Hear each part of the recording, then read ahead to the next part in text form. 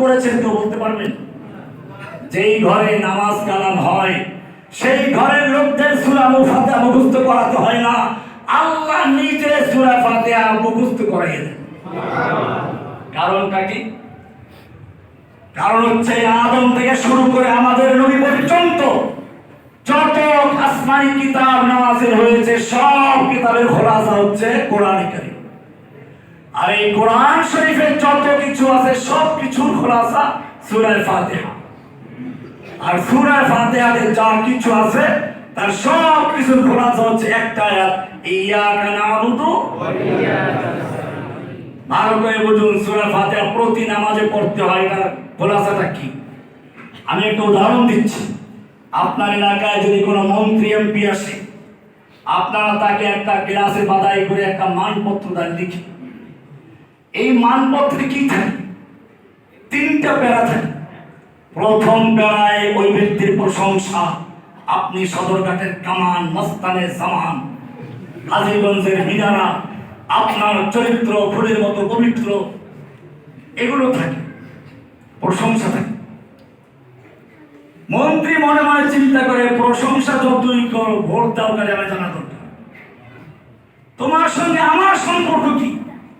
এইবারে দ্বিতীয় পেয়ারায় লেখা থাকে, এলাকার মাটি আপনার ঘাটি, আপনাকে ভোট দিয়ে আমরা বিপুল ভোটে বিজয় করেছি, আপনি সংসদ সদস্য হয়েছেন, এখন মন্ত্রী হয়ে গেছেন। এখন মন্ত্রী বুঝবে যে হ্যাঁ, লোকগুলো আমার লোকের, আমার দলের লোক, আমার যখন হয়ে গেল এখন বলো কি চাও। এবারে দাবি দেওয়া, স্কুল লাগবে, মসজিদ লাগবে, খেলার মাঠ লাগবে, এই সব কিছু লাগবে। এবারে সূরা ফাতিহা কি চিন্তা করুন। সূরা ফাতিহার মধ্যে 3টা অংশ রয়েছে। মোট 7টা আয়াতের প্রথম 3টা আয়াত হচ্ছে আল্লাহর প্রশংসা, আলহামদুলিল্লাহি রাব্বিল আলামিন, আর রহমানির রহিম, মালিকি ইয়াউমিদ্দিন। 3টা আয়াত প্রশংসা করা হলো। এবারে আল্লাহ যেন জিজ্ঞেস করতে চান, বলো তুমি যে আমার এত প্রশংসা করলা, তোমার সঙ্গে আমার সম্পর্কটা কি? তুমি কার ক্ষমতা মানো, কার ইবাদত করো, কার গোলামি করো, তোমার সঙ্গে আমার সম্পর্কটা কি? তুমি কি কোনো খাজা বাবার গোলাম, না খাজা বাবার গোলাম, না ল্যাংটা বাবার গোলাম, না কোনো জনকের গোলাম?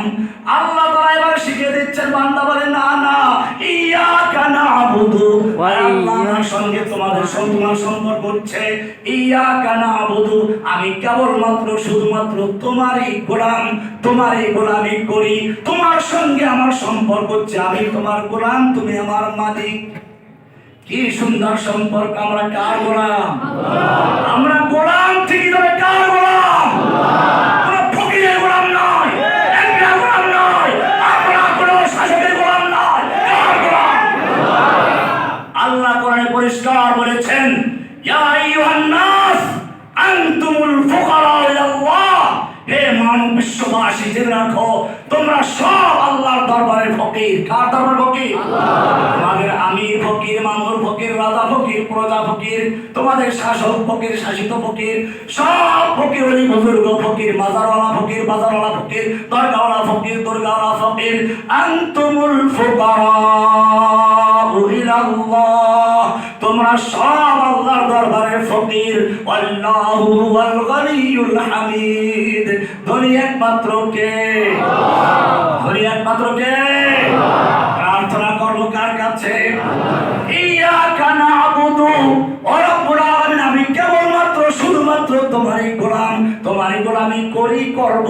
ওয়া ইয়াকা নাস্তাঈন, তোমার কাছে সাহায্য চাই। এবারে বলবো সাহায্য চাই, দ্বিতীয় পারা শেষ হয়ে গেছে, তৃতীয় পারায় চলে আসে, কি সাহায্য চাও? ওই রাস্তাটা যেখানে আছে, ইহদিনাস সিরাতাল মুস্তাকিম, আমি তোমাকে পাওয়ার জন্য সোজা রাস্তা চাই, কোন আঁকা বাঁকা রাস্তা নয়।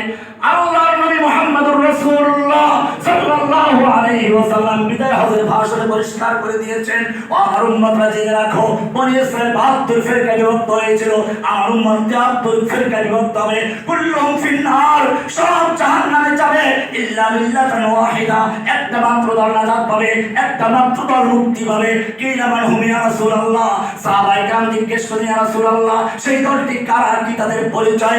ক্বালা মা আনা আলাইহি ওয়া আসহাবি, আমি এবং আমার সাহাবীরা যেই পথে চলি, যেই কথা বলি, এই মতে যারা চলবে, এই কথা যারা বলবে, একমাত্র তারাই হবে মুক্তিপ্রাপ্ত, তার বাকি সব জান্নাত। আল্লাহ নবী একটা সোজা দাগ দিলেন, এরপরে ডানে বামে অনেকগুলো দাগ দিয়ে বললেন, মাঝখানে থেকে হাত রেখে বললেন এটা আল্লাহর রাস্তা, আর বাকি যত ডান বামের রাস্তা সব শয়তানের রাস্তা। প্রত্যেকটা রাস্তার মুখে মুখে এক একটা শয়তান বসে আছে। যখনই কোনো ব্যক্তি ওই সোজা রাস্তায় চলতে চায়, তখন শয়তান এসে বলে এই তরিকায় ঢুকো, ওই রাস্তায় ঢুকো, ওই রাস্তায় ঢুকো, ওই রাস্তায় ঢুকো, এক একটা রাস্তায় ঢুকিয়ে দেয়। এরপরে আর শয়তানের কাজ লাগে না, বাকি কাজ ওরাই করে।